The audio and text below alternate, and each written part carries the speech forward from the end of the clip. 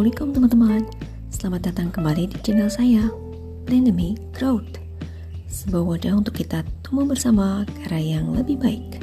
Grow, grow, grow. Nah teman-teman, sekarang kita ada di edisi sharing-sharing berita. Namanya Peter, alias berita terkini. Oh ya, untuk teman-teman yang belum menyimak pembahasan sebelumnya, ada baiknya untuk membuka dulu video saya sebelumnya, agar pembahasannya bisa berkesinambungan. Linknya sudah saya cantumkan di box deskripsi ya. Teman-teman, berikut saya akan menyajikan ringkasan 5 berita top nasional yang terjadi di pekan pertama bulan Oktober 2022.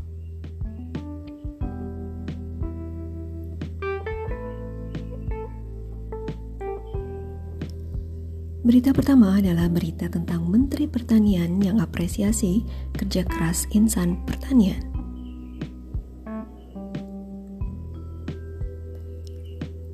Teman-teman, Menteri Pertanian Syahrul Yassin Limpo mengapresiasi kerja keras insan pertanian. Menurutnya, swasembada beras yang dicapai menjadi bukti kerja keras tersebut. Hal tersebut dibuktikan dengan tidak adanya impor beras selama 3 tahun terakhir. Prestasi tersebut juga telah mendapatkan pengakuan dari Food and Agriculture Organization atau FAO dan International Rice Research Institute atau IRRI. Namun, Menteri Pertanian meminta seluruh insan pertanian untuk tetap menciptakan pertanian yang kokoh dalam mendukung ketahanan bangsa dari 3 ancaman. 3 ancaman itu adalah pasca pandemi COVID-19, perubahan iklim, dan tekanan geopolitik Rusia-Ukraina. Dengan demikian, penguatan usaha tani dan kapasitas SDM di pedesaan mutlak dibutuhkan, yaitu dengan cara penguatan kelembagaan Pusat Pelatihan Pertanian dan Pedesaan Swadaya atau P4S.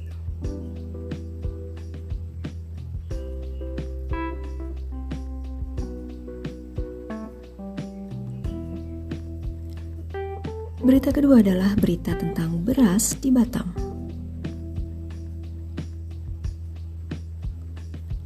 Teman-teman, pedagang beras di Pasar Induk Beras Cipinang, Jakarta Timur mengungkapkan bahwa selama ini masih banyak beras selundupan yang masuk ke Indonesia secara ilegal. Adapun negara asal beras selundupan ini umumnya dari wilayah Asia Tenggara, salah satunya dari Vietnam.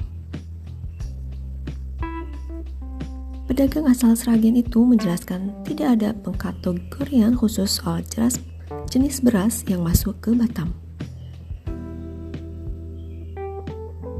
Namun untuk daerah Pulau Jawa, ia memastikan beras selundupan tidak bisa masuk karena adanya pengawasan ketat oleh pemerintah. Di sisi lain, pernyataan pedagang tersebut bertolak belakang dengan klaim Presiden Joko Widodo atau Jokowi soal Indonesia yang sudah tidak pernah impor beras selama 3 tahun berturut-turut. Kepala BPS Margo Yuwono menjelaskan data impor beras yang dicatat pihaknya bukanlah beras konsumsi masyarakat pada umumnya, melainkan beras-beras yang diimpor untuk kebutuhan industri. Karena itu, data yang ada bertentangan dengan yang disampaikan kepala negara.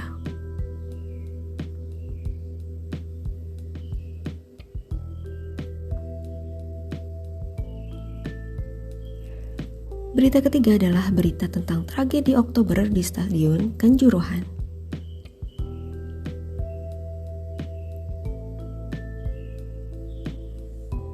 Teman-teman, kericuhan di Stadion Kanjuruhan pada Sabtu malam 1 Oktober bermula saat ribuan supporter Arema FC Aremania berangsek masuk ke area lapangan setelah tim kesayangannya kalah 2-3 dari Persebaya.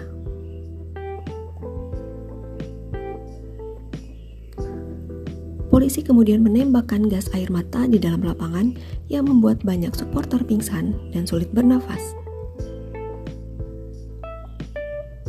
supporter yang bertumbangan membuat kepanikan di area stadion dan berebut mencari jalan keluar. Tindakan panik supporter tersebut menambah jumlah korban yang berjatuhan dikarenakan saat berebut mencari pintu keluar, banyak yang terhimpit, terinjak-injak, dan sesak nafas akibat kehabisan oksigen.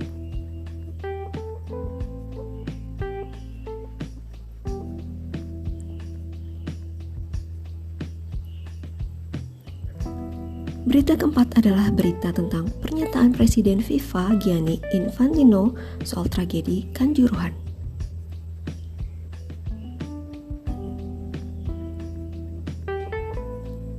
Teman-teman, Presiden FIFA Gianni Infantino menyampaikan bela sungkawa untuk para korban kerusuhan di Stadion Kanjuruhan. Ia juga menyebut kejadian itu sebagai tragedi di luar pemahaman. Infantino menyampaikan pernyataan untuk menyikapi peristiwa kerusuhan usai laga Liga 1 Arema FC vs Persebaya Surabaya yang menewaskan 125 orang. Tragedi itu menduduki peringkat kedua di dunia dalam hal jumlah korban. Sementara itu, Sekretaris Jenderal PSSI Yunus Nusi mengatakan terus menjalin komunikasi dengan FIFA demi menghindari sanksi akibat kerusuhan di Stadion Kanjuruhan. Sementara soal potensi sanksi dari FIFA, Yunus Nusi mengaku belum memiliki gambaran. Akan tetapi dirinya yakin FIFA tidak akan mengambil keputusan secara instan.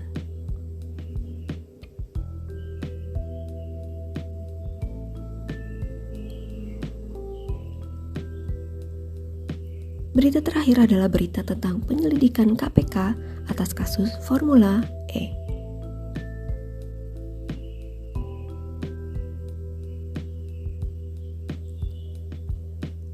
Teman-teman, Komisi Pemberantasan Korupsi menyayangkan penanganan kasus korupsi Formula E diseret-seret dalam kepentingan politik pihak tertentu.